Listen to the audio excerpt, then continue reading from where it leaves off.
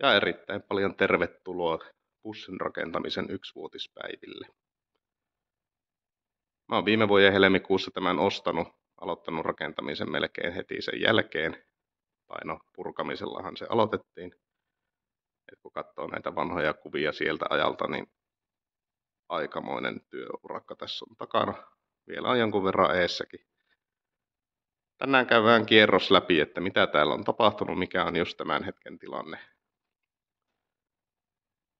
Ja katsellaan sitten vähän myöskin ennen julkaisematonta materiaalia vanhoilta ajoilta, kun bussi näytti vielä bussilta myöskin sisältä. Ja aloitetaan tältä keulalta. Kuskin paikalla ei ole vieläkään tapahtunut oikeastaan yhtään mitään. Ainoa mikä on, niin tuolta on yhdet nappulat kiskottu pois. Siihen tulee puhelinteline sitten, kun mä saan 3D-printattua siihen sopivan lätkän päälle. Tää on melkein originaalissa kuosissa. Ainoa mikä on, niin nuo peruutuskamerat on lisätty. Mut muuten tässä ei ole mitään sen ihmeempää kuin hirveä määrä pölyä tullut sen jälkeen, kun tää on ostettu. Tää oppaan penkki on edelleen ihan samalla tavalla tässä. Tälle mä en ole tehnyt mitään. Mutta sitten nämä matkustajien penkit, näähän kävi pois jo välissä, kun piti päästä tekemään muun muassa tuo lattia. Siellä on uusi muovimatto. Ja sitten noissa seinissä ja tuolla koteloinnissa, niin näissä on nyt tommonen kaiutinkangas päällä. Hirveän kätevää laittaa. Se vennyy vähän joka suuntaan ja pienet virheet peittyy tuohon tekstuuriin. Se ei muuta kuin liimailla ja nitoa kiinni. Et kun katsoo miltä tää näytti silloin kun aloitti, niin ja sitten katsoo kaikkia näitä työvaiheita siinä välissä, niin on tässä aikamoinen määrä hommaa tullut tehtyä. Väliseinästä puuttuu vielä tuo puoli, että siitä saa tavaraa sisälle. Ja sitten tuonne ylös on tulossa kotelointi samalla tavalla kuin tuolla on tuolla toisella puolella. Sitten jos lähdetään tonne sisälle päin, niin täällä on sohvan paikalle. Mä nyt en tehnyt kokonaan noita vanereita, kun tuo jää tuo takaosa kuitenkin peittoon sinne sohvan alle. Paitsi vanerit paikalla, niin nämä on myöskin maalattu. Eli näissä on pohjamaali nyt päällä. Tälle seinälle tulee semmoinen valokuvatapetti, että se ei oikeastaan muuta käsittelyä tässä vaiheessa tarvi, että sitten kun lattiat ja katot alkaa olla suunnilleen tehtynä, niin voi harkita myös tapetointia. Tälle korokkeelle tarvii tehdä vielä vähän korotusta tänne alkupäähän, koska niin kuin on monta kertaa kiroillut, niin mikään täällä ei ole suorassa. Eli tää laskee tää lattia tässä kohtaa selkeästi alemmaksi kuin mitä tuo on tuo loppupätkä. Niin tänne jää nyt sitten vähän tyhjää tilaa, tänne päätyy sohva alle. En usko, että tulee hyödynnettäväksi, se on sen verran pahasta kuitenkin. Sitten tää on hirveän pimiä tää eteisen puoli. Katsotaan saadaanko siitä jotain näkyviin. Eli täälläkin on maalattu nämä seinät. Se, että mitä näihin lopullisena pintana tulee, niin en ole vielä ihan varma.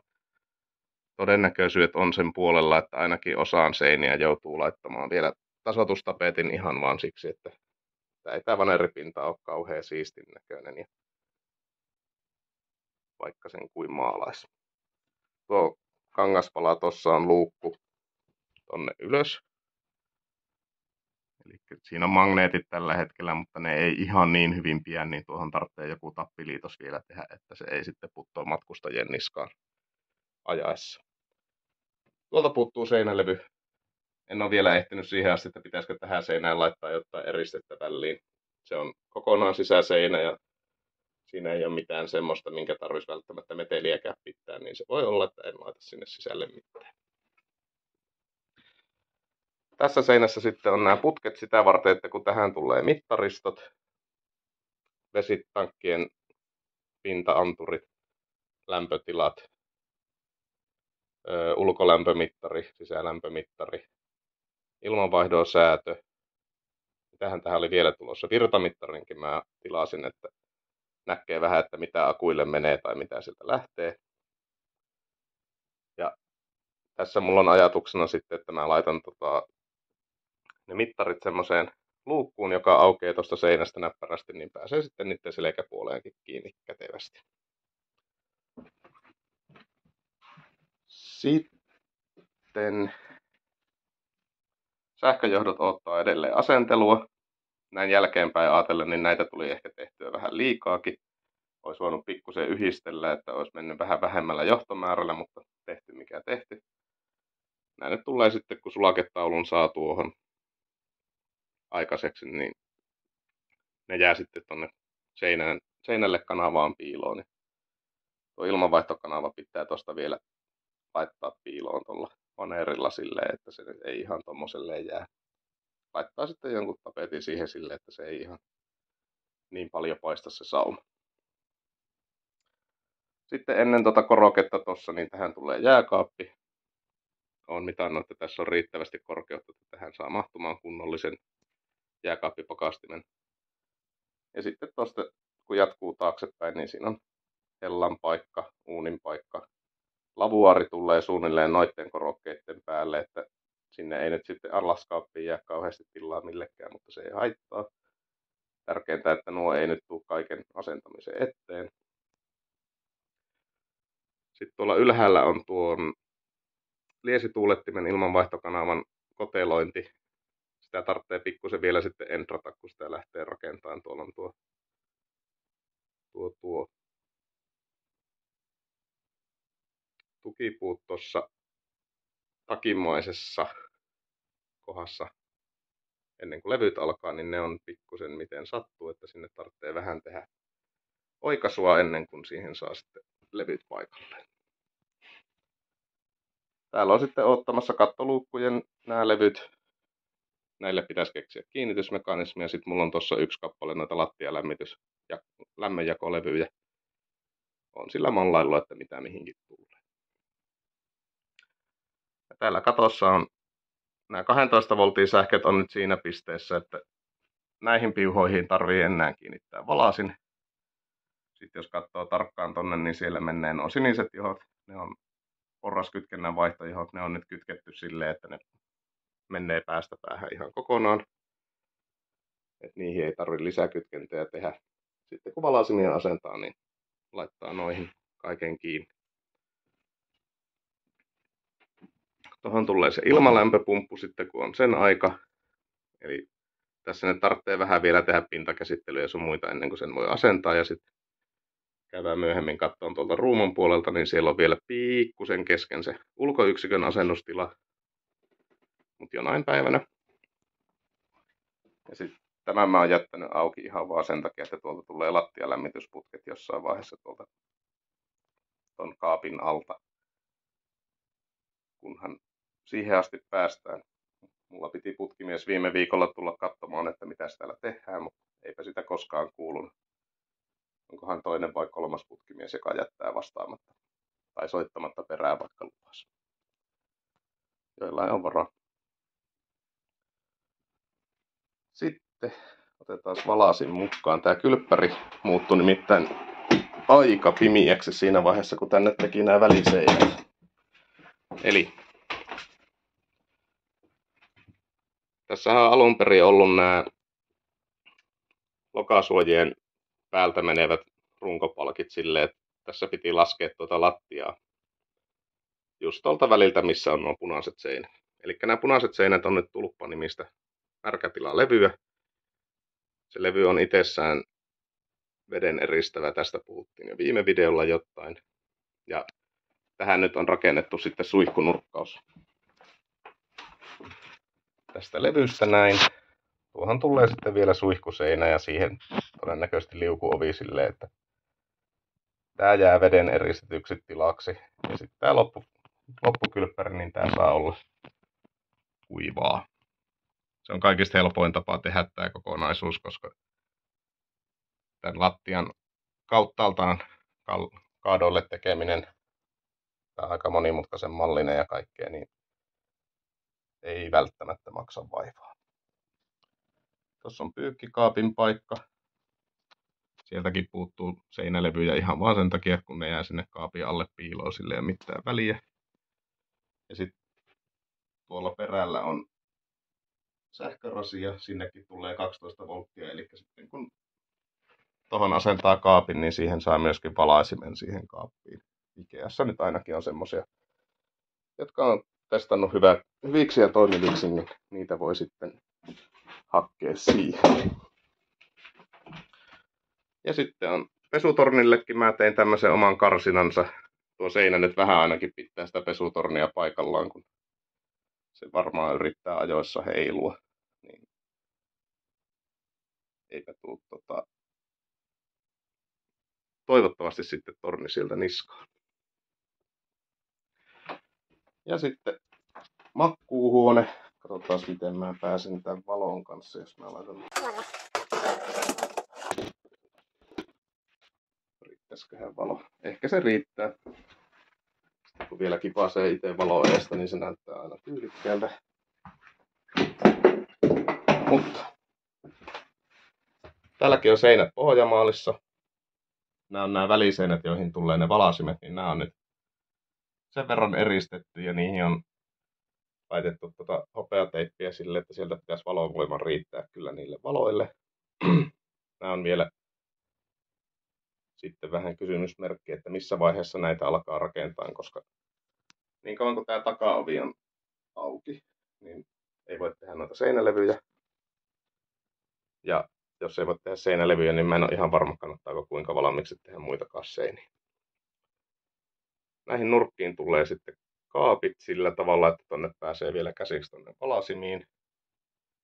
Ja sitten tuolta nurkasta tulee myöskin yhdet 12 voltin piuhat ihan, että pääsee tekemään sitten kattovaloa tänne huoneeseen. Nuo putket tuolla odottaa sitä, että niistä tulee sitten patterille lämmitysputket. Ja se patteri tulee tuohon hyllylle sitten, koska tänne ei oikein, niin kuin voi ymmärtää tätä tilaa katsoa, että tänne ei oikein lattialämmitystä saa fiksusti. Mutta tästä kun katsoo tuota kokonaisuutta ja sitten muistelee, miltä tämä on näyttänyt silloin, kun mä oon tämän ostanut, tai miltä tämä on näyttänyt toukokuussa, tai miltä tämä on näyttänyt vaikka elokuussakin vielä, niin kyllä tässä nyt on pakko myöntää itselleen, että jonkinnäköistä edistystä on tapahtunut. Tämän verran on vuodessa saanut mukavuuden haluinen yksin rakentaja aikaa. Mennään sitten käymään tuolla alakerrassa. Täällä alhaalla sitten, täällähän ei alun perin ollut näinkään paljon lattiaa. Et mä oon tässä jossain välissä rakennellut tänne ensin vähän eristettyä lattiapintaa. Sitten kaikki nuo luukkujen saranat on pitänyt koteloja erilleen, koska niitä nyt ei vaan mikään uusi silleen, että ne olisi mahtunut olemaan, ja sen takia tuolla asuinpuolella on sitten ne korokkeet siinä seinän vieressä. Tänne mä oon suunnitellut sitten tekeväni niin, että kun tuolla on nuo akut tuolla toisella laijalla, niin niiden viereen tulee polttoöljysäiliö, josta Webasto ottaa polttoaineensa.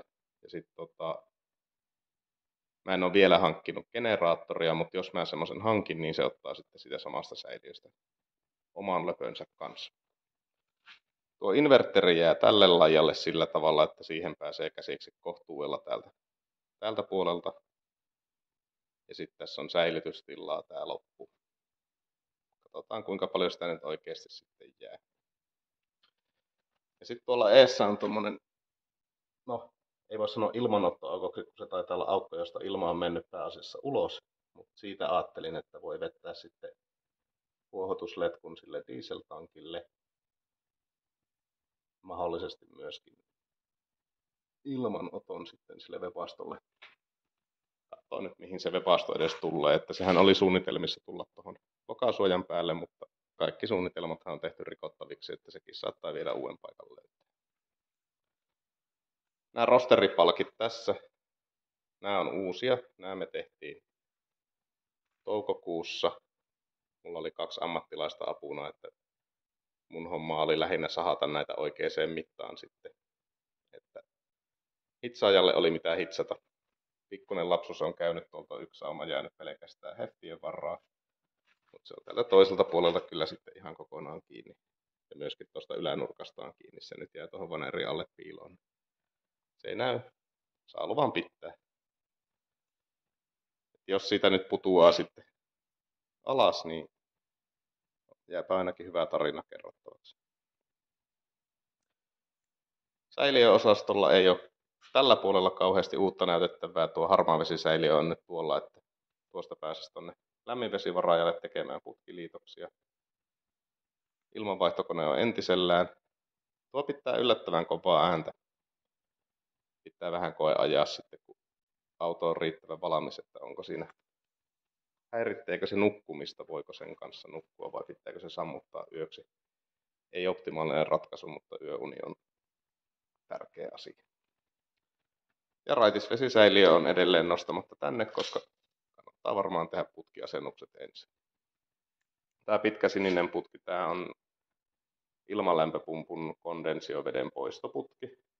Mulla ei ole vielä sille sijoituspaikkaa. Se saattaa tulla tähän luukun nurkalle, tai sitten mä vedän sen lattiasta läpi tuonne tuon koteloinnin taakse silleen, että sieltä pääsee kondenssivesi ulos.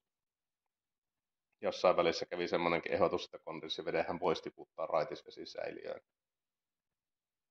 En ole vielä keksinyt ihan valtavia syitä, että miksi ei. Mutta jos sitä aikoo käyttää juomavetenä, niin se ei ehkä ole paras mahdollinen ratkaisu. Ja ilmanlämpöpumpusta puheen ollen, eli täällähän on se paikka, mihin mä oon sitä suunnitellut sitä ulkoyksikköä. Tässä on kallellaan oleva lattia, mikä tarkoittaa sitä, että tähän pitäisi hitsailla pikkusen tukipalkkeja silleen, että saisi sen vaakaan. Ja sitten kun tuossa on moottoritila suoraan takana, tää uhkaa, että tuosta voisi saada valoakin. Joo. Moottoritila suoraan takana ja niin kuin näkyy, niin rapaa roiskuu aika reilusti. Niin se tarvitsee sitten jonkinnäköisen koteloinnin tuohon ympärilleen. Ja sitten kun se tarvii kuitenkin ilmaa, niin mä oon ajatellut, että se voisi tuolta ylänurkasta ottaa, kun tuolla on tuommoinen ritilä, niin tekee tähän kanavan silleen, että ilma huilaa läpi. Siinä on toki semmoinen juttu, että ilmalämpöpumpun myyjä suositteli, että älä käytä sitä silloin kun ajat. Et sitten kun pysähtyy, niin sittenhän täällä ei lennä rapaa sen ihmeemmin. Että voisiko siihen tehdä jonkinnäköisen automaattiventtiilin, joka aukeaa sitten kun auto pysähtyy. Niin sen saisi sitten samaan aikaan suojattua, mutta myöskin niin, että se kierrättäisi riittävästi ilmaa sitten, kun se lähtee hyrräämään. Pitää taas kerran miettiä.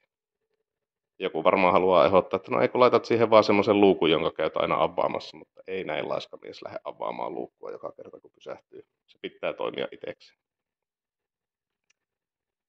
Sitten vaihdetaan puolta.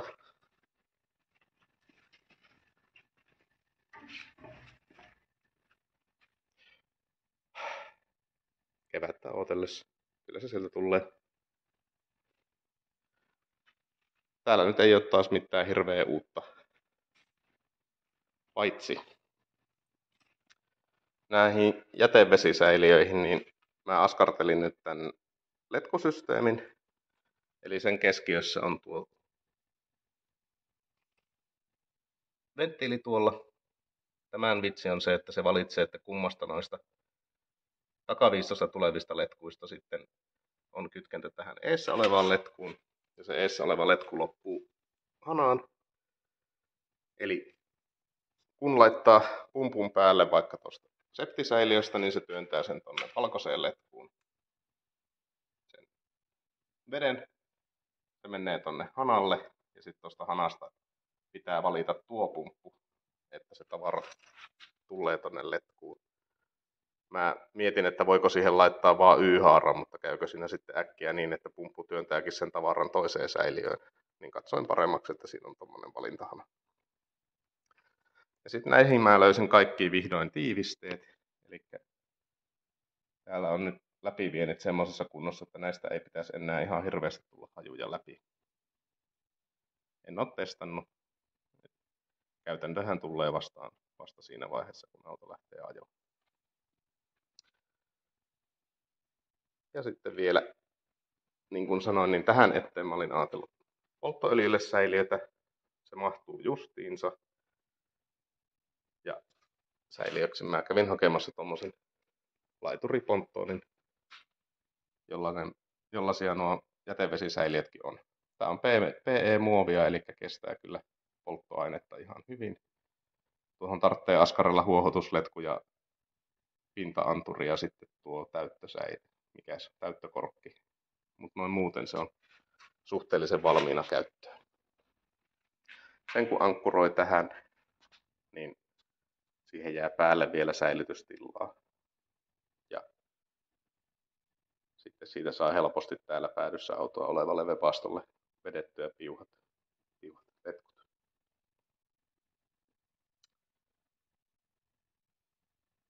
Siinäpä ne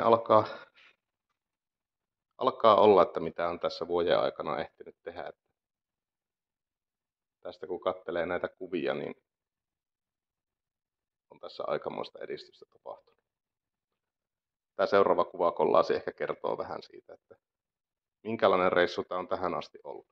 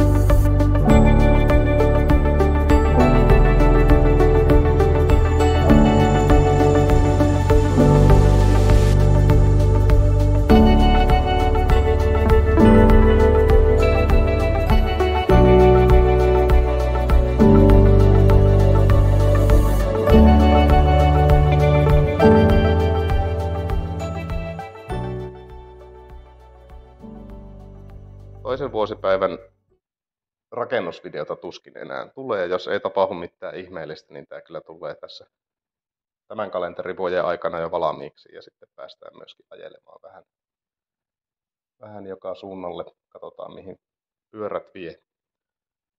Seuraavan kerran kun bussi lähtee ajoon, niin pyörät vie kyllä sitten katastusasemalle. Tässä on helmikuun aikana määräaikaiskatsastuksen paikka. Katsotaan miten siinä sitten käy.